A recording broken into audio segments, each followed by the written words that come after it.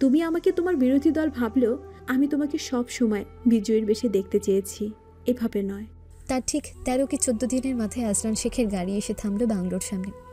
ডোডো তখন দোলনায় চড়ছে আর হাসছে। গাড়িতে বসে একদৃষ্টে তার বাবা তার দিকে চেয়ে রইল। বাবা এখনও জানতে পারেনি তার অনুপস্থিতিতে ছেলেকেও হাসপাতালে ঘুরে আসতে হয়েছে। তবে ছেলের সবল দেহ, মুখের ঝলমলে হাসি বলে দিচ্ছিল এ বাংলোয় তার মায়ের উপস্থিতি। আফতাব শেখ গাড়ির দরজা খুলে দিয়ে বললেন, এসো এসো, বেলা শেষে পাখি নিড়ে ফিরে। আজলান গাড়ি থেকে নেমে আসতে আইজার কোল থেকে ডোডো নেমে এলো হামাগুড়ি দিয়ে। এসে তার মায়ের কাছে বসে মুখ তুলে চেয়ে রইল কিছুক্ষণ। তারপর ধীরে ধীরে পা ধরে দাঁড়িয়ে পড়ল, পায়ের পাতায় ভর দিল, হাত পা দুটো বাড়ি দিয়ে ডাকলো, পাপ্পা। ডোডো একটু একটু করে দাঁড়াতে শিখেছে। দাঁড়াতে গিয়ে আবার পড়ে গেলে কিছুক্ষণ গম্ভীর হয়ে বসে থাকে, আবার নিজে নিজে দাঁড়িয়ে পড়ে। তাহেরা বেগমই কয়েকদিন খেয়াল করলো মাকে পেয়ে সে পুরো দস্তুর ভালো ছেলেতে রূপান্তরিত হয়েছে। সারাক্ষণ আম্মা বলে চেঁচাবে, তার মাকে উত্তরে জি জি বলতে হবে, ব্যাস সে খেলতে থাকবে। এটুকুনি বাচ্চা, অথচ মাকে সাপাদ মস্তক চিনে ফেলেছে। আর তার সাথে সাথে মাকেও কথা বলতে হয় এখন, নইলে চেঁচিয়ে কেঁদে উঠবে। মা ছেলে এখন পুরো বাংলোটা মাতিয়ে রাখে। ওনার বেশ ভালো লাগে, চলে যাবে ভাবলে মন খারাপ হয়ে যায়। ডোডো এখন বাবার কোলে উঠে বসে আছে, বাবার মুখের দিকে একদৃষ্টে চেয়ে আছে। বাবাকে সে অনেকগুলো দিন পর দেখছে। আয়েজা আম্বিয়া বেগমকে বললেন, আম্মা দেখো ভাইয়াকে কিভাবে দেখছেন। আম্বিয়া বেগম হাসলেন। আজলান ফোনে কথা বলছে, ডোডো ফোনটা কেড়ে নেওয়ার পায়তারা করছে। বাবা তার সাথে কথা না বলে কেন ফোনে কথা বলবে? রাতের খাবারের বন্দোবস্ত চলছে রান্নাঘরে। শায়লা এক হাতে রান্নাঘর সামলাতে পারলেও তিথি আসার পর থেকে তার কাঁধ থেকে কাজের ভার হালকা হয়ে গেছে। বরং সে এই কয়টা দিন ভীষণ আনন্দে কাটিয়েছে বাংলোয়। 1 মাসের বেতন নিয়ে সে চলে যাবে মাস শেষে। স্যারেরাও মনে হয় তাদের বাড়ি ফিরে যাবে। জারিফ হসপিটাল থেকে আনা যাবতীয় সব জিনিসপত্রগুলো গাড়ি থেকে নামিয়ে বাংলোয় নিয়ে এলো। আজলান ফোন রেখে বলল, হয়েছে, ওখানে রাখো, বাকিটা আইসা সামলে নেবে। জারিফ বলল, আর একটা ব্যাগ আছে, ওটা নিয়ে আসছি। জারিফ পেরিয়ে গেল। তাকে ইস্যু করে এত কাহিনী ঘটে গেছে সে এসব ব্যাপারে জানে না। আইজা তাকে কিচ্ছু বলেনি। সেদিন ঘটনাস্থল হতে স্যারের এক সহকর্মী প্রথম ফোনটা তাকে করেছিল। হয়তো নাম্বারটা স্যারের কল লিস্টে শুরুতেই ছিল, নয়তো স্যার বলেছে। আর তারপর জারিফ এক মুহূর্তও অপেক্ষা করেনি।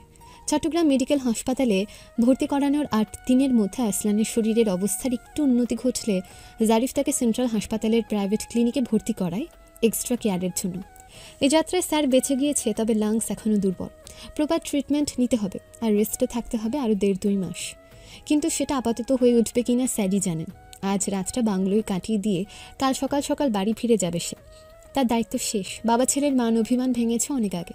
একমাত্র ছেলেকে জানপ্রাণ দিয়ে হলেও সুস্থ করার লড়াইয়ে নেমেছিলেন আফতাব শেখ। ছেলের এমন দুর্দশার কথা শুনে সকল দ্বন্দ্ব ভুলে উদ্ভ্রান্তের মতো তিনি ছুটে গিয়েছিলেন হাসপাতালে। বেডে শায়িত মরণাপন্ন ছেলের মুখ দেখে দ্বিতীয়বার ভাবার ফুরসত পাননি যে এই ছেলের সাথে বহুদিন ধরে ওনার দ্বন্দ্ব চলছিল। মৃত্যু ভয় কত সহজ করে দেয় সব কিছু। সবাইকে চা খেতে দেখে ডোডো কারাকারি করছে। আজলানের চা, সিগারেট এসব খাওয়া বারণ। যদিও সে জীবনেও সিগারেট নামক জিনিসটা ছুঁয়েও দেখেনি, কিন্তু আফতাব শেখকে সিগারেট খোর বলা যায়। আম্বিয়া বেগম পই পই করে বারণ করে দিয়েছেন সিগারেটের ধোঁয়া গন্ধ কোনোটাই যেন ওনার ছেলের নাকে না চায়। আয়েজা ডোডোকে চা খাওয়ানোর জন্য কোলে নিয়ে নিল। কি তৃপ্তি নিয়ে চা খাচ্ছে সে। আজলানের বনিয়েছিল না সেভাবে চা খেতে পছন্দ করে। আয়েজা চামচে ফু দিচ্ছে, খাওয়ার আগে সেও চামচে ওভাবে ফু দিচ্ছে। আয়েজা হেসে খুন। পুরো বাঁদর একটা। খোশ গল্পের মধ্যে ডোডোর অসুস্থতার কথা উঠল। তাকে হসপিটালে ভর্তি করাতে হয়েছে শুনে আজলান খানিকটা খ্যাপাটে স্বরে বলল, এত ঠান্ডা লেগে গেল কি করে? তাহেরা বেগম বললেন, বাচ্চাদের ঠান্ডা লাগা স্বাভাবিক, মায়েদের ভীষণ সতর্ক থাকতে হয়। সেখানে ওর মা ছিল না, ঠান্ডা লেগে যাওয়া অসম্ভব কিছু না। আফতাব শেখ কথা বলে উঠলেন এবার। বললেন, জন্মের পর থেকে ওর শরীর শুকায়নি তেমন, এখানে এসে শুকিয়েছে, তুমি অস্বীকার করতে পারবে না। আম্বিয়া বেগম বললেন, যা হয়েছে তা নিয়ে কথা বলে আর লাভ আছে? তুই একটু ঘুমাবি আব্বা? আজলান বসা থেকে দাঁড়িয়ে পড়তে পড়তে বলল, না, তবে কাজ আছে। আম্বিয়া বেগম তীব্র প্রতিবাদ করে বলল, বউ ঘরদোর সব সাফ করছে আজ, খবরদার কোনো কিছুতে হাত দিবি না আজলান, সব সময় অবাধ্য হোস না। আজলান হাঁ করে চেয়ে রইল। মা বুঝে গেল কি করে? আয়েজা বলল, হ্যাঁ ভাইয়া, আমি আর ভাবি মিলে সব ঝেড়ে মুছে ধুয়ে পরিষ্কার করে রেখেছি। আফতাব শেখ বললেন। তোমার শরীরের উপর যাতে প্রেশার না পড়ে সবসময় নিজের মার্জি মাফিক চলা যায় না। আজলান ঘরে চলে যাওয়ার উদ্দেশ্যে পা বাড়াতে গিয়ে আবার থেমে গিয়ে জারিফকে বলল। আমি না বলা অবধি কোথাও যাবে না। জারিফ মাথা নাড়ল। আইজা তার কোলে ডোডোকে দিয়ে বলল। ফুপি কাজে যাই কেমন? ডোডো আঙুল তুলে বলল। আম্মা। আইজা তার নাক টিপে দিয়ে বলল। আপনার আম্মা কাজ করছে, যাই দেখে আসি। জারিফ বলল। আমাকে কাল চলে যেতে হবে, স্যারকে একটু বুঝিয়ে বলবে? আইজা মাথা নেড়ে বলল। আমাকে বলবো। আজলান ঘরে গিয়ে বিছানায় বসল। ঘরটা পরিপাটি করে রাখা হয়েছে। ডোডোর দোলনা, খেলনা, বেবি ওয়াকার, কাপড় চোপড়, ওষুধের বক্স ছাড়া আর কিছুই ঘরে দেখা যাচ্ছে না। এই বাংলোর পেছনটা জঙ্গলের মতো। ঝিঝি পোকার ভারী ডাক কান ঝালাপালা করে দেওয়ার মতো। এখন কোনো ব্যাঙগুলো যোগ দিয়েছে। জানলাটা বন্ধ, মশার কারণে বোধহয় বন্ধ করে দেওয়া হয়েছে। সে উঠে জানলাটা খুলে দিল। দমকা হাওয়া ঢুকে পড়ল ঘরে। আজলান ফোঁস করে একটা ভারী নিঃশ্বাস ফেলে অনেকক্ষণ চুপচাপ দাঁড়িয়ে রইল। তার মধ্যে ঘরে কেউ একজন এমনভাবে এলো যেন মেঝেতে পায়ের ধুলো না পড়ে, এমনভাবে গেল যেন পায়ের শব্দ না হয়। ঠিক এভাবে হাসপাতালের কেবিনেও এমন একজোড়া পা আসা যাওয়া করত, যা আজলান শেখের জানার কথা নয়। রাতের খাবারের বেশিরভাগই ঝাল কম দিয়ে রান্না করা হয়েছে। গত 14 দিন বাংলোতে যেভাবে রান্না করেছে ঠিক সেই নিয়মে। চিংড়ি মাছটা বেশ ঝাল করে রেঁধেছে তিথি, কারণ আজলান চিংড়ি মাছ খায় না। তার মতে চিংড়ি মাছ নয়, পোকা, জলজ অমেরুদণ্ডী প্রাণী। তাছাড়া চিংড়িতে হাজার রকমের অ্যালার্জি। সে ঘৃণা করে চিংড়িকে। তাই তিথির মনে হলো চিংড়িটা সে নিজের মতো রাখতে পারবে। বাকি সব রান্না শায়লা রেঁধেছে। তিথি এটা ওটা বাড়িয়ে দিয়েছে। আজলান তেল মশলা বেশি খেতে পছন্দ করে না। আগেও কম খেত, এখন আরও কম। অপরদিকে তিথির পছন্দ তেল চটচটে মাছ মাংস। মাছ মাংসের উপর তেল না ভাসলে, লাল মরিচ আর পেঁয়াজ মশলায় মাখা ঝোল ঝাল না হলে খাবার তার মুখে রচ্ছে না।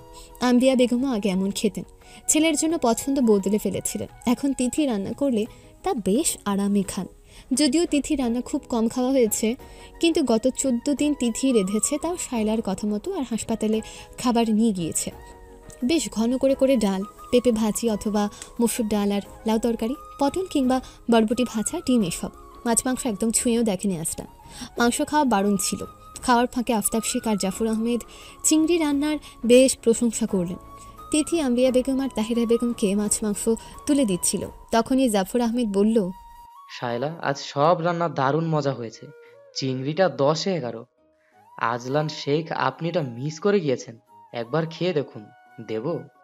আরে কিচ্ছু হবে না, একবার খেয়ে দেখুন। চিংড়ি মাছ আবার মিস দেয় নাকি কেউ? তিথির ইশারায় শায়লা বাটি সরিয়ে নিয়ে বলল। এটা ম্যাডাম রেখেছেন স্যার, আমি নই। বাটিতে শেষ কয়েকটা চিংড়ি ছিল। সেগুলো তাহিরা বেগমের পাতে দিয়ে বাটিটা নিয়ে রান্নাঘরে চলে গেল তিথি।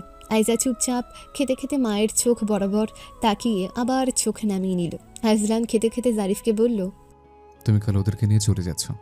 আম্বিয়া বেগম অবাক কণ্ঠে বললেন। তুই যাবি না? যাব, এখন না, কাজ আছে। আমাকে হেডকোয়ার্টারে যেতে হবে একটু। জাফর আহমেদ বললেন। আমি সামলে নেব, তুমি আগে বাড়ি যাও। যদি না যাও তাহলে সবাই এখানে থাকো। আজলান আর কিছু বলল না। তিথি ডোডোকে নিয়ে ফিরে এলো। বাসনের এক কোনায় 1 চামচ ভাত নিয়ে চিংড়ির ঝোল নিয়ে মেখে ডোডোকে হাঁটতে হাঁটতে খাইয়ে দিতে লাগলো। ডোডো ঝাল খেতে ঠোঁট দুটো লম্বা করে উ করল। তিথি গালে চেপে চুমু খেয়ে বলল, মজা। ডোডো মাথা ঝাঁকালো। জাফর আহমেদ বলল, ছেলেও মাথা ঝাঁকিয়ে মায়ের প্রশংসা করছে। আম্বিয়া বেগম বললেন, বেশি ঝাল দিস না বউ, ওর পেট খারাপ করবে। আইজা বলল, পাতলা খাবার খেলে ওর পেট খারাপ হয় আম্মা, ঝাল খেলে ঠিকই থাকে। ডোডো তিথির কোল থেকে খানিকটা নিচে ঝুঁকে গলা কাত করে চুপচাপ খেতে থাকা আজলানকে ডেকে পড়ল। এ পাপ্পা। আজলান সবেমাত্র পানির গ্লাস ধরেছিল মুখের কাছে। ডোডোর এমন ডাক শুনে তার কাশি উঠে গেল তখনই। আম্বিয়া বেগম চেয়ার ছেড়ে ছেলের কাছে ছুটে এসে বুকে পিঠে মাথায় মালিশ করে দিতে দিতে আয়জাকে বলল, পানি দে, এখন কি হবে রে? আজলান কাশতে কাশতে দাঁড়িয়ে পড়ল। তার খাওয়া এমনিতে শেষ হয়ে এসেছিল। দুর্দান্ত একটি কাশির দমক ফুসফুস বেয়ে উপরে উঠে আসছে ধীরে ধীরে। সে দ্রুত বেগে হেঁটে ঘরে চলে গেল। ঘরে এসে নিজের ওষুধপত্র খুঁজতে গিয়ে একের পর এক সব ড্রয়ার ধুপধাপ টেনে খুলল। বিছানার বালিশ চাদর তুলে ফেলল। টেবিলে ড্রয়ারটাও চেক করলো। ওষুধের বক্সটা কোথায় রেখেছে মাথায় আসছে না। কোথায়? কাশির ধমকটা বুকে এসে আটকে গেছে। উথলে উঠছে কাশির বেগ। শ্বাস ছাড়তে কষ্ট হলো। কাশির চোটে চোখে পানি চলে এলো। গলার দুপাশের শিরা ক্রমাগত ওঠানামা করতে লাগলো। লাংসে বুলেটের আঘাত লাগায় তা এখনও অনেকটা দুর্বল। ডাক্তার নিয়মিত নেবুলাইজার অথবা ইনহেলার ব্যবহার করার পরামর্শ দিয়েছে। কিছুতেই বুকে চাপ সৃষ্টি করা যাবে না। ইনহেলারটা কোথাও খুঁজে পাচ্ছে না সে, কাউকে ডাকার মতো অবস্থাও নেই। টেবিলের উপর হতে ছপাত করে এক গাদা ওষুধ পড়ে গেল। হাঁটু ভেঙে বসে ওষুধগুলো হাত দিয়ে নাড়তে নাড়তে গলা চেপে ধরল সে। চোখ দুটো প্রায় ঝাপসা হয়ে আসছে। ডোডোকে খাইয়ে দিয়ে ঘুম পাড়িয়ে দিচ্ছিল তিথি, কিন্তু সে ঘুমাবে না এখন। তিথি তার মাথা বুকে রেখে ঘুম পাড়িয়ে দিচ্ছে আর সে মুখ তুলে মায়ের দিকে তাকিয়ে আছে। তিথি বলল, ঘুম কবে আসবে? আমার অনেক কাজ আছে ডোডো। ডোডো হাঁ করে চেয়ে রইল। তিথি তাকে বুকে জড়িয়ে ধরে দুকালে আদর করতে করতে ঘরের সামনে দিয়ে যাচ্ছিল। ঘরের ভেতর সমস্ত জিনিস এলোমেলো পড়ে থাকতে দেখে কৌতূহল বশত ঘরে পা রাখল। তখনই আজলানকে পাগলের মতো ওষুধ হাতড়াতে দেখে ডোডোকে মেঝেতে নামিয়ে দিয়ে ছুটে গিয়ে ইনহেলারটা খুঁজে আজলানের ঠোঁটের ফাঁকে গুঁজে দিল। দুই ঠোঁটে ইনহেলার চেপে ধরে শ্বাসকষ্টকে দমিয়ে রাখার চেষ্টায় রত হলো আজলান। ডোডো হামাগুড়ি দিয়ে আজলানের সামনে এসে বসে বাবার মুখের দিকে চেয়ে রইল। তিথি তাকে বুকে টেনে নিয়ে আজলানের দিকে চেয়ে রইল। আজলান একটু স্বাভাবিক হয়ে আসতেই তিথি ডোডোকে নিয়ে উঠে যাওয়ার সময় আজলান বলল, ডোডো সামনে বসো। তিথি ডোডোকে তার সামনে বসিয়ে দিয়ে বেরিয়ে গেল। পায়ে জোর দিয়ে দাঁড়িয়ে বিছানায় শুয়ে পড়ল আজলান। পাশে ডোডোকেও শুয়ে দিল। ধীরে ধীরে শ্বাস প্রক্রিয়া চলছে তার। ডোডো তার হাতে থাকা ইনহেলারটা কেড়ে নেওয়ার জন্য ধস্তাধস্তি শুরু করলো তার গায়ের উপর উঠে। আজলান বলল, মহা মুশকিল তো। তিথি এসে এক টানে কোলে নিয়ে নিল ডোডোকে। হাত দুটো চেপে ধরে গালে আলতো করে চট বসিয়ে বলল, ঘুমা, খুব মারবো ডোডো। ডোডো ঠোঁট টানল। তিথি তাকে বুকে চেপে ধরে বিছানার এক কোনায় গুটিসুটি মেরে শুয়ে পড়ল। ওষুধ খেয়ে কড়া আলো নিভিয়ে ডিম লাইট জ্বালিয়ে দিয়ে আজলানও ধীরে সুস্থে শুয়ে পড়ল। বিছানার মধ্যে দু হাত জায়গা এমনি এমনি খালি পড়ে রইল। জারিফ চলে যেতে যাচ্ছিল। আজলান তাই আম্বিয়া বেগমকে বলল, তোমরা ওর সাথে চলে যাও, আমি কাল পরশু যাব। আম্বিয়া বেগম বললেন, তোর শরীর সুস্থ না, আমরা এভাবে যাব না। কখন কি ঘটে যায়? আজলান বলল, কিচ্ছু হবে না, চিন্তা করার দরকার নেই। তাহলে বউ থাকুক। কাউকে দরকার নেই। আফতাব শেখ বললেন, ডুডুর মা কি শেখ বাড়িতে যাবে? আজলান ভ্রু কুটি করে ওনার দিকে চাইলেন। আফতাব শেখ গলা ঝেড়ে কেসে বললেন, যেহেতু আমার পর তুই ওই বাড়ির উত্তরসূরি, মনে হলো তোমার পারমিশন দরকার। আম্বিয়া বেগম বললেন, ওকে না খোঁচালে তোমার ভালো লাগে না? না। আফতাব শেখ হাসলেন, বললেন, খোঁচাখুচিও মাঝে মধ্যে ভালো কিছু বয় আনে। কি বলো আজলান শেখ? আজলান বলল, যার ইচ্ছে সে থাকবে, ইচ্ছে না হলে বেরিয়ে যাবে। আফতাব শেখ হেসে বললেন, তো তার ইচ্ছে হয়েছে সে ছেলেকে নিয়ে বাপের বাড়িতে উঠবে, তাহলে উঠুক। আজলান গলায় জোর দিয়ে বলল, না, কারো কোথাও যাওয়ার দরকার নেই, এই বাংলোয় থাকবে। জারিফ তুমি সাবধানে যাও, গিয়ে আমাকে ফোন করবে। জারিফ খুশি মনে বলল, থ্যাঙ্কস স্যার। সে চলে যেতে উদ্যত হতে আফতাব শেখ বললেন, আয়জার, বিয়ের সময় মতো চলে আসো। তোমার স্যারে ভালো পাত্র দেখে বোনকে বিয়ে দেবে। এবার আমি শুধু চুপচাপ দেখব, নো ইন্টারফিয়ারেন্স। আম্বিয়া বেগম দাঁতে দাঁত পিষলেন। আজলান বলল, মাঝে মধ্যে অবাক লাগে, আপনার সন্তান হয়ে আমি এত ভালো হলাম কি করে। আফতাব শেখ হো হো করে হেসে উঠলেন। জারিফও হাসল। আরও কয়েকটা দিন কেটে গেছে বাংলোয়। পুরো বাংলো আর বাংলো ভর্তি মানুষ একদিকে, তিথি আর তার বাচ্চা অন্যদিকে। মা ছেলের হাসাহাসি পাগলামি দেখে সবার মন ভালো না হয়ে যাবে কোথায়। ডোডো দ্রুত হামাগুড়ি দিতে জানে। তিথির পিছু পিছু এমন দ্রুত হামাগুড়ি দিয়ে ছুটে পাগলা ষাঁড়কেও হার মানাবে। তারপর ধরতে পারলে খামচি দিয়ে নিজের রাগের বহিঃপ্রকাশ ঘটাবে। তিথি পাগলা ডাকলে মাথা ঝুঁকে খেপা ষাঁড়ের মতো তাকাবে। তিথি হেসে খুন। ঘরের দরজার উপাশে জানলার উপারে আর পর্দার আড়ালে দাঁড়িয়ে আজলান শেখ মা ছেলেকে চুপচাপ পর্যবেক্ষণ করেছে। তাকে দেখা মাত্রই মা ছেলে এমন সাধু সন্ন্যাসী হয়ে যায় যা পৃথিবীর অষ্টম আশ্চর্যকেও হার মানাবে। বিদায়বেলা ঘনিয়ে আসতে জাফর আহমেদ বললেন, আইজার বিয়েতে আমরা দাওয়াত না দিলেও যাচ্ছি। আর হ্যাঁ, ওদের বিয়ের পর আবার ওই বাংলোয় দাওয়াত। বৌমার কিন্তু বেশ লেগেছে এই বাংলোয় থাকতে, তাই না বৌমা? তিথি মাথা দুলিয়ে সম্মতি জানালো। আজলান বলল, সে দেখা যাবে। দেখা যাবে টাবে পরে। বৌমা তোমাকে বলছি, যখনই মন খারাপ হবে এই মশামাছির আঁকড়ায় চলে আসবে। মশামাছিগুলোকেও কিন্তু তখন বন্ধুর মতো লাগবে। তোমার জন্য সব সময় বাংলোটা খোলা। তিথি বলল, আপনারা কিন্তু আগে ভাগে চলে যাবেন। মা, তুমি কিছু বলো আন্টিকে। তাহিরা বেগম বললেন, বাড়ির বউ দাওয়াত দিয়েছে, এতেই হয়েছে, ওনাকে আর বলতে হবে না, আমরা যাব। কিন্তু ডোডো বাবু চলে যাচ্ছে দেখে ভীষণ মন খারাপ হচ্ছে। ডোডো আইজার কোলে বসে চুপচাপ সবাইকে দেখে যাচ্ছে, যেন মনোযোগ দিয়ে সবার কথা শুনছে সে। তাহিরা বেগম তাকে কোলে নিয়ে নিল। ডোডো ওনার কোলে বসে ডাকলো, দাদা। সবাই হাসলো। তাহিরা বেগম তার গালের সাথে গাল ঠেকিয়ে বলল, দেখেছো, আরো মায়া ফেলছে দাদা ডেকে। আবারও এসো দাদু ভাই, তোমার মা ছেলেকে রেখে দিতে ইচ্ছে করছে আমার। তাহিরা বেগম আর জাফর আহমেদের কাছ থেকে বিদায় নিয়ে সবাই গাড়িতে উঠে বসলো। শায়লাকে তার পারিশ্রমিক দিয়ে দিয়েছে আসলাম। শেখ বাড়িতে পৌঁছানোর ঘণ্টাখানেকের মধ্যে রমলা চাচি এসে হাজির, সাথে মিষ্টি নিয়ে এসেছেন। উনার মেয়ের বিয়ে ঠিক হয়েছে। তিথিকে দেখে বুকে টেনে নিয়ে বলল, আমার মাইয়ার বিয়া তোমরাই থাকবা, আমার ডোডো ভাইও যাবে। তুমি আসছো শুনে চলে আইছি। বলছিলাম কি তোমার জামাই এখন সুস্থ হয়েছে তো? তিথি বলল, তুমি গিয়ে জিজ্ঞাসা করো। আমি কেমনে কইতাম? তুমি যাওয়ার পর আমি তারে কত কথা শুনাইছি জানো। জীবনও তার সামনে দাঁড়ায়া কথা বলছি আমি। সেই দিন গায়ের মনে হয় ভূত ভর করছিল। কথা শোনায় মুখ ঝামটা দিয়ে চলে গেছি। বলছি আর জীবনও আসুম না এবারে। তুমি কি তার লগে কথা কও না? কথা থাকলেই তো বলবো। রমলা চাচি ভ্রু কুচকে চেয়ে রইল, বলল, আচ্ছা পরে কথা বল মনে। যাও বাচ্চা নিয়ে ঘরে যাও। তিথি সোফায় বসে থেকে জবাব দিল, এখন ঘরে যাওয়া মানা, পরিষ্কার করছে, অনেক ধুলো জমে আছে। রমলা চাচি মুখ বেঁকিয়ে বললেন, তোমার জামাইটা একটা বদ্ধ পাগল, বুঝলা বউ? মাথা খারাপ ছেলে।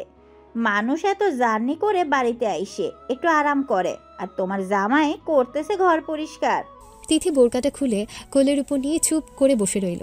আজলান কাশতে কাশতে এলো। ডোডোর উদ্দেশ্যে বলল, ডোডো, ঘর আসতে পারো এবার। ডোডো মিষ্টি খাচ্ছে বসে বসে। বাবার কথা শুনে চোখ তুলে চাইল। হাতের মিষ্টি বাড়িয়ে দিল বাবার দিকে। তিথি তাকে কোলে নিয়ে ঘরে চলে যেতে যেতে বলল, মানুষ কি পাগল হয়েছে যে তোর লালা খাবে? পাগল তো আমি। ডোডো হাঁ করে চেয়ে রইল মায়ের মুখের দিকে। তিথি অবাক, আজকাল হাঁ করে মুখের দিকে তাকিয়ে থেকে কথা শুনে এসে কি বলছে আল্লাহ জানে। আজলান টি টেবিলে মিষ্টির কার্টুন দেখে বলল, মা, মিষ্টি কে এনেছে? রমলা চাচি এসে বলল, আমি আনছি বাবু। ওই আমার রুম্পার বিয়ে ঠিক হয়েছে তো তাই। আজলানের ভ্রু কুচকে গেল। রমলা চাচি অপ্রতিভ হেসে বলল, মিষ্টি খাইবা এখন নাকি গোসল কইরা খাইবা? আজলান কেসে বলল, ছেলে কি করে? ভালো করে জেনে শুনে দিচ্ছ তো? রমলা চাচি ভরকে গেলেন। আবার রুম্পার বিয়ে ভেঙে দেবে না তো? আমতামতা করে বললেন, পোলা ভালা, 5 ফিল্টারের কাজ করে, পয়সা কামাই ভালো। পয়সা তো এখন ভিক্ষুকও কামায়। ছেলের আগ পিস কোনো ভালো মন্দ রেকর্ড আছে কিনা দেখেছো? বিয়ে একবারই হয়। রমলা চাচি হেসে বললেন, না না, ছেলে বড় ভালো। রুম্পারে পছন্দ করছে স্কুলে যাওয়ার সময়। ওর বয়স 18 হয়েছে? হ্যাঁ হয়েছে, 19-এ পড়ছে। বিয়াতে তুমি যাইবা না? যাব। ছেলে কি কিনেছে? তেমন কিছু না, 2 পদ ফার্নিচার আর 400 বইরাত। আশেপাশে মায়াদের বিয়ে দিতে আরো কত খরচ লাগছে। এইখানে রুম্পার জামাই তেমন কিছুই নিতেছে না। টাকা পয়সা জোগাড় হয়েছে? হয়েছে 1,2 খানি। আমার মামাতো ভাই ফুফাতো ভাইও দিতেছে সামর্থ্য অনুযায়ী। কোনো মতে হাতে তুলে দিতে পারলেই হলো। আজলান বলল, রুম্পার বাবা ভাই কেউ নাই, সেটা যেন এত দাবি করলো কেন? রমলা চাচি ভরকে গেলেন। আম্বিয়া বেগম এসে বলল, এই রমু, রুম্পার বিয়েতে কি চাস তুই? রমলা চাচি একটু জিরিয়ে বাঁচলেন। সাহস করে বললেন, একটা পালঙ্ক, একটা ওয়াল শোকেস চাইছে ভাবি। ওয়াল শোকেসটা দিলেই হইব। আম্বিয়া বেগম বললেন, আচ্ছা, ওটা আজলান দিবে। তোর বড়বাবুর কাছ থেকে কিছু চাস, দিবে? না না, বড় বাবু দোয়া করে দিলেই হইব। আজলান বলল, ওদের আক্কেল দেখে আমার আক্কেল গরম অবস্থা। সচক্ষে দেখছে চাচি একা মেয়েটাকে মানুষ করেছে, তারপরও এত দাবি দেওয়া। আম্বিয়া বেগম ধমক দিয়ে বললেন, এর চাইতেও আরো বেশি নাই। যা জানিস না তা নিয়ে কথা বলিস না। আজকাল যৌতুক ছাড়া বিয়ে হচ্ছে নাকি? সবাই তোর মতো আইন বুঝে না। ও যা চাইছে তা দিয়ে দে, মেয়েটা সুখে থাকলেই হলো। আজলান মাথা দুলিয়ে ঘরে যেতে যেতে ভাবল, একজন আইন বানাতে পারে না ভঙ্গ করতে? মানুষের কবে যে সুপত্তি হবে। বাংলোয় 2টো শাড়ি পরে কাটিয়েছে তিথি। সুটকেসটা তাদের বাড়িতে, সব কাপড় চোপড় সেখানে। পুরো ঘরে ডোডোর জিনিসপত্রে ভরা, অথচ তার কাপড় চোপড় খুঁজলে আর পাওয়া যাচ্ছে না। যেগুলো দামি শাড়ি সেগুলো আজলান শেখের কাবার্ডে। ওই কাবার্ডে বিয়ের পর থেকে হাতও দেয়নি তিথি। আম্বিয়া বেগম এসে বললেন, তোর ভাইকে বল সুটকেসটা যাতে দিয়ে যায়। তিথি বলল, না না, আমি গিয়ে নিয়ে আসবো, ওর এইচএসসি পরীক্ষা চলছে। তুই আবার কখন যাবি? এখন আর কোথাও যাস না? তিথি বলল, একেবারের জন্য যাচ্ছি না, আমার আর যাওয়ার জায়গা আছে। আম্বিয়া বেগম বললেন, আমি তোর ড্রাইভার কাকাকে বলবো ও যাতে নিয়ে আসে। তোর মাকে বলে রাখিস। তিথি বলল, তুমি ভয় পাচ্ছ? আম্বিয়া বেগম বললেন, পাচ্ছি, কারণ ও যদি অন্য কিছু মনে করে, ছেলে তো আমার, তাই আমি বুঝি কোন সময় কোন কাজ করাটা ঠিক হবে না। তুই এখন বাপের বাড়ি উঠলে ও মনে করবে তুই ওর উপর জেদ দেখাচ্ছিস, আর অশান্তি ভালো লাগে না বউ। তিথি বলল, আচ্ছা কাকাকে পাঠাও। আম্বিয়া বেগম খুশি হলেন, বললেন, আচ্ছা। তিথি ডোডোর হাতটা ধুয়ে দিল বেসিনের পানি ছেড়ে, মুখটা মুছে দিল, তারপর গালে ঠোঁট চেপে বলল, এবার ঘুমা ডোডো, ঘুম ঘুম ঘুম। ডোডো চোখ বন্ধ করলো মিছিমিছি। তিথি হেসে উঠে বলল, অভিনয়টা ভালো জানে পাজি ছেলে। ডোডো খিলখিলিয়ে হেসে উঠল। তিথি তার গালে গাল চেপে ধরে ঘর থেকে বেরিয়ে গেল। বাবা ছেলে অনেকক্ষণ ধরে কথা বলছে। আফতাব শেখ কথা বললেন কম, খোঁচা মারলেন বেশি। আম্বিয়া বেগম তামাশা দেখছেন দাঁড়িয়ে দাঁড়িয়ে। আজলান যদি বলে, আপনার মেয়ের বিয়ে নিয়ে কি ভাবছেন? তিনি উত্তরে দেন, সে আমার মেয়ে কম, তোমার বোন বেশি। যাকে পছন্দ করছে সে আমার পরিচিত কম, কিন্তু তোমার পরিচিত বেশি, তাই সব সিদ্ধান্ত তোমার। আমি শুধু পায়ের উপর পা তুলে দেখব। আজলান চুপ করে রইল ওনার এমন উত্তর শুনে। তারপর কিছুক্ষণ ভাবুক হয়ে রইল।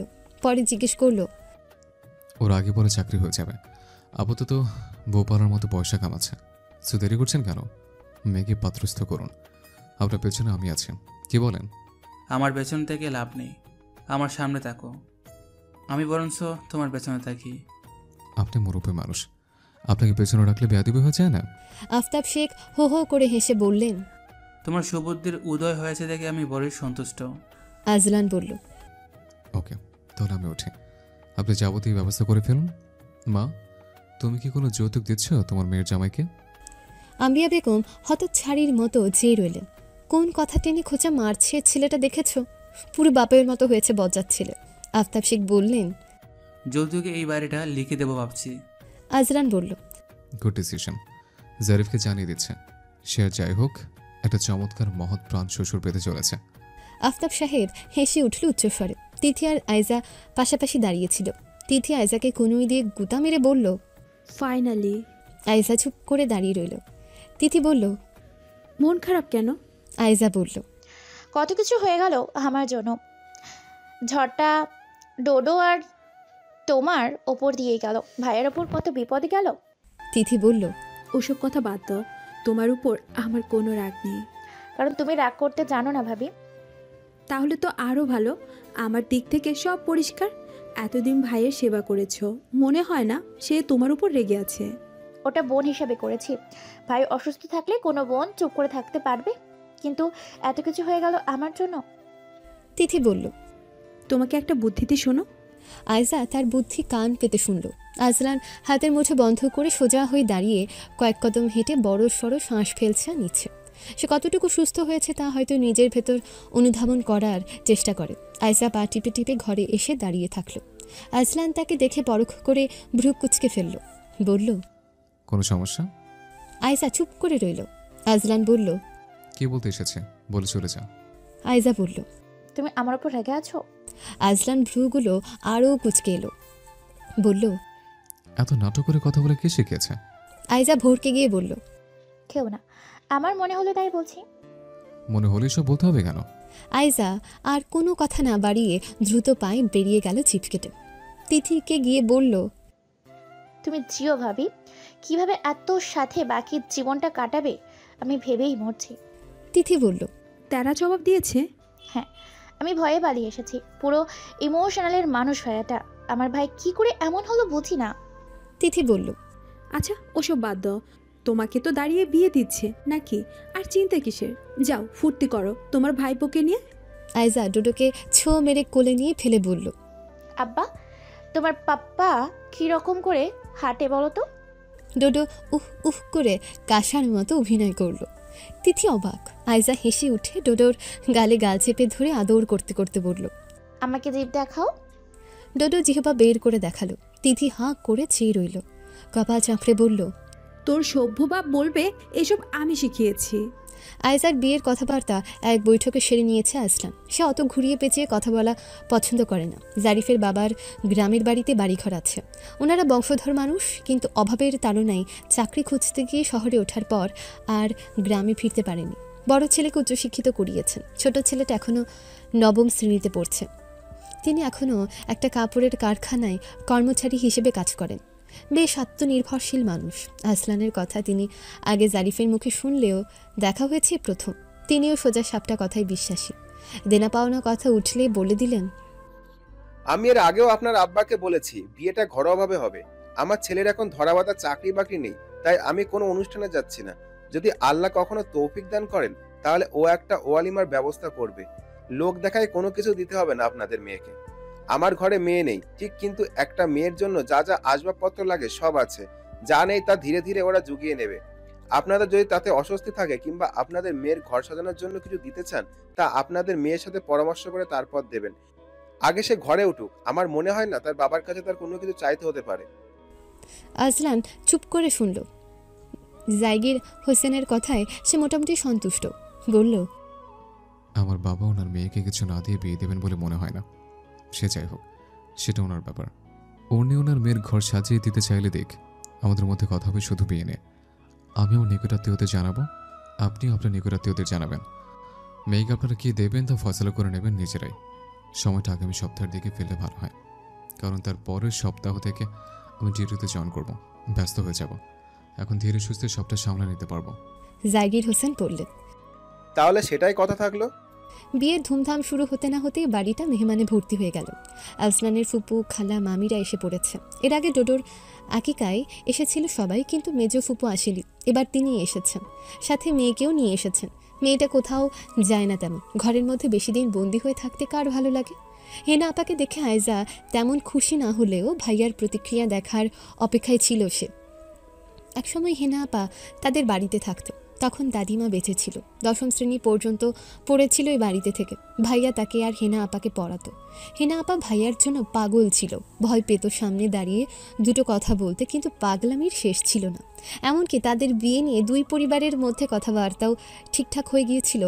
ভাইয়ারও কোনো আপত্তি ছিল না এতে। হেনা আপার প্রতি তার বিশেষ কোনো অনুভূতি দেখা না গেলেও দূর ছাইও করেনি কখনো। না আপার অনুভূতিকে কখনো অসম্মান করেছে। কিন্তু ভাইয়ার চাকরি হওয়ার পর কি যেন হয়ে গেল। দাদিমাও মারা গেল, হেনা আপা কলেজে উঠে গেল, ভাইয়ারও চাকরি হয়ে গেল। দুজন দুদিকে। সেই ফাঁকে হেনা আপা বদলে গেল চোখের পলকে। চোখের আড়াল হলেই কি মানুষ মনের আড়াল হয়ে যায় এত সহজে? কত সহজে হেনা আপা অন্য একজনকে ভালোবেসে ফেললো। এটা আদৌ কি ভালোবাসা ছিল নাকি মোহ? কত সহজে হেনা আপা সেদিন বলে দিল, ওর মতো রোবটের সাথে সংসার করতেই পারবো না আমি এর চাইতে ভালো কাউকে পেয়েছি। বেটার কাউকে জীবনসঙ্গী করার রাইট আমারও আছে। আমি এবার উপলব্ধি করেছি আমি এতদিন আবেগের বশে পাগলামি করেছি, কিন্তু ভেবে দেখেছি তোর ভাইয়ের সাথে সংসার করা অনেক কঠিন। একে সে ওসিডি রোগী, দ্বিতীয় ওর এমন মেজাজ, তৃতীয় রসকসহীন একটা পাথর। জীবনেও কোনো মেয়ে ওর সাথে সুখী হতে পারবে না। ওর মধ্যে প্রেমিক ভাবটাই নেই। আইজা স্তব্ধ হয়ে গিয়েছিল। বাড়ির কেউ হেনা আপাকে বিয়ে করতে ভাইয়াকে চাপ দিয়েছে এমনও না। ভাইয়া নিজে রাজি ছিল, কারণ তার যুক্তি ছিল এই হেনা আপা তাকে ছোট থেকে চেনে, সেহেতু তার সাথে মানিয়ে নিতে পারবে খুব সহজে, যেটা বাইরের একটা মেয়ে কোনো দিনও পারবে না। কিন্তু হেনা আপা তার এই ভরসা বিশ্বাসের মূল্য দেয়নি, বরঞ্চ তার বাগলেমি আবেগ সব কিছুকে মিথ্যে প্রমাণ করে বিয়ের সপ্তাহখানেক আগেই সে প্রেমিকের হাত ধরে পালিয়ে গেল। কিন্তু কপালে সুখ সয়নি। শ্বশুর, শাশুড়ি, ননদ, ননাসের অত্যাচারে বেহাল দশা তার। পালিয়ে বিয়ে করায় কেউ ন্যূনতম সম্মান দেয় না। স্বামীও গায়ে হাত তুলতে দুবার ভাবে না। এখন 4 মাস হয়েছে বাপের বাড়িতে এসে উঠেছে। স্বামী একবার খোঁজও নেয়নি। মেজ ফুপু এখন এই দুঃখে মরে যান। এটা তো পুরা রসগোল্লা। কি নাম রে ওর? শেখ তাসদিদ আইজান। ওর মা ডোডো ডাকে, এখন আমরাও ডাকি। ডোডোকে আদর করে দিল হেনা। বলল, ওর মাকে তো দেখিনি। আইজা বলল, কাজ করছে, রান্নাঘরে চলো। হেনা বলল, না থাক, এখানে এলে দেখবো। ঘরে বসে থাকবে? হ্যাঁ, এক একজন এক এক কথা বলছি, বাদ দে। আইজা ডোডোকে আদর করতে করতে বের হয়ে এলো। আম্বিয়া বেগম তাকে চুপির সারে বললেন, তোর মেজফুর আঙ্কেলটা দেখছিস? এমনিতেই চ্যাটাং চ্যাটাং কথা বলে, তার উপর মেয়ে একটা এনেছে। ওই মেয়ের মুখ দেখতে ইচ্ছে করে না আমার। আইজা বলল। আহা, এসব বলো না তো। ভাবিকে সরিয়ে রাখো, ফুপুর সামনে থাকে কখন কি বলে বসে। দেখছি। তরতর করে হেঁটে রান্নাঘরে চলে গেলেন আম্বিয়া বেগম। তিথি মেহমানদারি করছে, যেন সবাই তার ঘরের মানুষ। কেউ কেউ খোঁচা মেরে তার বাপের বাড়ির কথাও জানতে চাইছে। কিছুদিন আগে বাড়ি ছেড়ে চলে গিয়েছিল সেই কথাও জানতে চাইছে। আরও কত শত কথা। তিথি হাসি মুখে উত্তর দিয়ে যাচ্ছে। আম্বিয়া বেগমের গা জ্বালা করছে। বিরক্ত হয়ে নিজের বোনকে বললেন, এত কথা বলিস না তো। ওর বাচ্চাকে খাওয়ানোর সময়টুকু পাচ্ছে না সকাল থেকে। এই বউ, তুই যা আমার নাতিটাকে খাইয়ে দিয়ে আয় আগে। আইজার কোলে চেঁচা ছিল। তিথি চায়ের কাপগুলো ধুয়ে বলল, আচ্ছা যাচ্ছি। মেজো ফুপি চা খায়নি, ঠান্ডা হয়ে গেছে। ফুপিকে একটু নিমকি চা দাও। মেজো ফুপু বললেন, আর দিতে হবে না, আমাদের তোষামুদি করতে হবে না অত। বাপের বাড়িতেই তো এসেছি, নিজে করে খেয়ে নেব। আম্বিয়া বেগম মুখ বাঁকালেন আড়ালে। তিথি ডোডোকে খাওয়াচ্ছিল। আইজা হেনাকে নিয়ে তখনই ঘরে প্রবেশ করলো। তিথি সতর্ক হয়ে দাঁড়িয়ে যাচ্ছিল। আইজা বলল, সমস্যা নেই, হেনা আপা এসেছে, তুমি ওর নাম শুনেছো? তিথি হেনাকে বলল, বসুন। হেনা বসলো। তিথি তাকে আপাদমস্তক দেখে নিল। আইজা তাকে এই মেয়ের ব্যাপারে সব বলেছেন বাংলোয় থাকাকালীন। সেদিন বোকামো না করলে এই ঘর সংসার মেয়েটার হতো। জীবনটা কি অদ্ভুত। আইজা বলল, আচ্ছা তোমরা গল্প করো, আমি আসি। আইজা চলে যাওয়ার পর তিথি আর হেনার মধ্যে অনেক কথা হলো। হেনা ঘরটাতে চোখ বুলিয়ে বলল, পড়াশোনা কন্টিনিউ করেছেন? না, সেকেন্ড ইয়ারের ফাইনাল দিইনি, এবার দেবো ভাবছি। ডোডো হাঁটা শিখলে আমার আর কোনো সমস্যা হবে না। বাচ্চা তার মায়ের চেহারা পেয়েছে আর বাবার রং। তিথি মৃদু হাসল। ডোডো মুখ বের করে একবার হেনাকে চাইল। হেনা হাসতেই সে আবারও মুখ লুকিয়ে নিল। তিথি বলল, দুষ্টমি শিখেছে। তোমার ভাইয়ের সাথে দেখা হয়েছে? হেনা চমকে উঠে বলল, না না, হয়নি, হবে আর কি। তিথি হাসল, বলল, কিছু খাননি? খেয়েছি, খিদে নেই তেমন, আসার সময় ভাত খেয়েছিলাম। দুজনের কথার মাঝখানে সোজা ঘরে ঢুকে এলো আসলান। ডোডো মুখ তুলে বাবাকে দেখে ডেকে উঠল। এ পাপ্পা। হেনা বসা থেকে দাঁড়িয়ে পড়ল।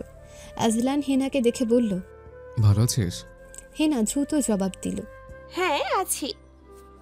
তারপর সোজা বেরিয়ে গেল সে। তিথি ডোডোকে মেঝেতে নামিয়ে দিল। সে হামাগুড়ি দিয়ে ছুটে গিয়ে বাবার পা জাপটে ধরল। আজলান চোখ নামাতে দুহাত বাড়িয়ে দিল। আজলান কোলে তুলে নিয়ে বলল, পা ধরো অভ্যাস হলো কবে থেকে? ডোডো চোখ উল্টে তাকালো। আজলান বলল, এসব শেখালো কে? ডোডো হাত দুটো তুলে চেঁচিয়ে বলে উঠল, আম্মা আম্মা। তিথি হতভম্ব হয়ে চেয়ে রইল। মাকে ফাঁসিয়ে দিচ্ছে সে। আজলান বলল, আর করলে খবর আছে। ডোডো হাত দুটো দিয়ে তার মাথার চুল টেনে ধরল। এত শক্ত করে ধরলো, ছাড়ার নাম নেই। তিথি কাছে গিয়ে ছাড়ানোর চেষ্টা করলো, কিন্তু সে ছাড়ল না। আজলান তাকে বিছানায় ফেলে হাত দুটো শক্ত করে ধরে ধীরে ধীরে ছাড়িয়ে নিয়ে মাথায় হাত চেপে কিছুক্ষণ চুপ করে বসে রইল। ডোডো বিছানায় শুয়ে চুপ করে বাবার দিকে চেয়ে হাসতে লাগলো, খিলখিলিয়ে। আজলান একটা বড়সড় রুমাল নিয়ে তার হাত দুটো বেঁধে ফেলে বলল, বেশি বার বেড়েছে তুমি। ডোডো হাত নাড়াতে না পেরে পা নাড়াতে লাগলো। আসলান তাকে ওভাবে রেখে কাভার্ড খুলে তার শার্ট বের করে গায়ে দিয়ে বেরিয়ে গেল তিথির দিকে ছোড়া চোখে চেয়ে। সে বেরিয়ে যেতেই তিথি ছুটে এসে ডোডোর গালে চুমু দিতে দিতে বলল, কেমন লাগছে এবার? ডোডো খুলে দিতেই হাত বাড়িয়ে দিল। তিথি গিট খুলতে যেতে আসলান ঘরে ঢুকে খ্যাক খ্যাক করে উঠে বলল, খবরদার বলছে। তিথি গিট খুলতেই থাকলো। আসলান চুপচাপ চেয়ে রইল কিছুক্ষণ। সত্যি সত্যি খুলছে দেখে খপ করে তার হাত ধরে ওড়না টেনে দুহাত বেঁধে ফেলল। তিথি ধস্তাধস্তি করেনি বলে শক্ত করে বাঁধতে সুবিধা হয়েছে। তারপর বাইরে থেকে দরজা বন্ধ করে চলে গেল। তিথি ডোডোর কাছে গিয়ে বসল। দুহাতে মধ্যখানে ডোডোকে নিয়ে শুয়ে পড়ে বলল, তোর জন্য আমাকেও শাস্তি পেতে হচ্ছে ডোডো। ডোডো অসহায় মুখ করে শুয়ে থাকলো। কিছুক্ষণ পর আয়সা এসে দেখলো মা ছেলে দুজনেই ঘুম। সে নাকি সুরে কেঁদে বলল, আমার গায়ে হলুদের দিন মা ছেলে ঘুমাচ্ছে, এখন আমি। তখনই মা ছেলের হাত বাঁধা দেখে হা করে চেয়ে রইল সে। আজলান তার পেছন পেছন ঘরে ঢুকে বলল, ঘুমক, ঘুম থেকে উঠে বাকি কাজ করবে। আয়েশা চুপচাপ পেরিয়ে গেল। আজলান প্রথমেই তিথির হাত খুলতে বসেছিল। ওনার গিট খুলতে গেল, আর ঠিক তক্ষুনি ঘুম ঘুম চোখে তিথির মনে হলো যেন ডোডোকে কেউ একজন তার বুক থেকে তুলে নিচ্ছে ধীরে ধীরে। সে খপ করে আজলানের কলার চেপে ধরে হেঁচকা টান দিল। আজলান মুখ থুবড়ে পড়ল তার উপর। দুজনের মাঝখানে ঘুমন্ত ডোডো চ্যাপটা হয়ে পড়ে রইল। সে ভ্যাঁ ভ্যাঁ কেঁদে উঠতেই দুজনের হুঁশ ফিরল। আরসলানের নাকটা তিথির কান ছুঁয়ে উঠে গেল। ছাদে গায়ে হলুদের আয়োজন করা হয়েছে। আইজার কয়েকজন বান্ধবী এসেছে। তারা আর ফুপাতো মামাতো খালাতো ভাইরা মিলে স্টেজ সাজিয়ে ফেলেছে। আজলান জানে এরা এসবে ওস্তাদ। সেখানে যদি কয়েকটা মেয়ে থাকে তাহলে কাজ আরও সহজ। কেক চলে এসেছে, পার্লারের মেয়েও চলে এসেছে। পার্লারের মেয়েদের এনেছে তিথি। আজলান শেখ তা শোনার পর আর কিছু বলার জন্য খুঁজে পাননি।